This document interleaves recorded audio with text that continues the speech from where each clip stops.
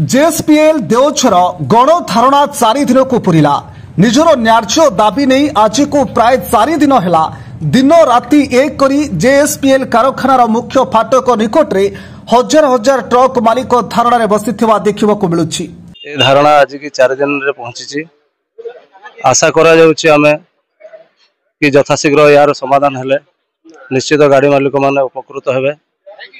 सबुठ बड़ कथा लगे दीर्घ 20 वर्ष धरी ए कारखाना एठे स्थापित है ता भितर अनेक ऑफिसर आछंती किंतु एबे जे अछंती यूनिट हेड पुरुषोत्तम जी एवं मानव संबल अधिकारी महांती जी या पूर्व मध्य आम स्ट्राइक करथिलु सेतेबेले तांकर अक्लांत परिश्रम बल रे हमको किछि बाय रोड रो काम से हमको देइथिले जा फल रे शांति श्रृंखला सहित लोक माने किछि दिन ए समस्यार मुक्ति पाइथिले।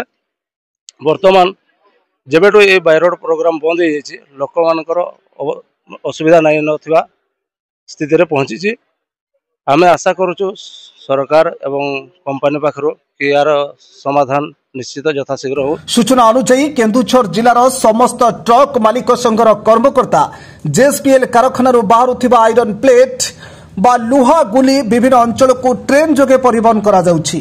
आगुरु ट्रक जोगे होतिबा परिवहन को संपूर्ण बंद कर दिया जाइछि। एनु जिलार समस्त ट्रक मालिक संघर कर्मकर्ता मिसी 40% ट्रक जोगे परिवहन करने दाबी नहीं आज को 4 दिन है दिन राति एक करी धारणा बसीथिबा जणा पड़िछि। दीर्घ दिन आंचलिक जोड़ा ट्रक मालिक संघ कौन सी गाड़ी लोडिंग दौ ना जेएसपीएल कंपनी से दीर्घ 4 दिन है बसीचु।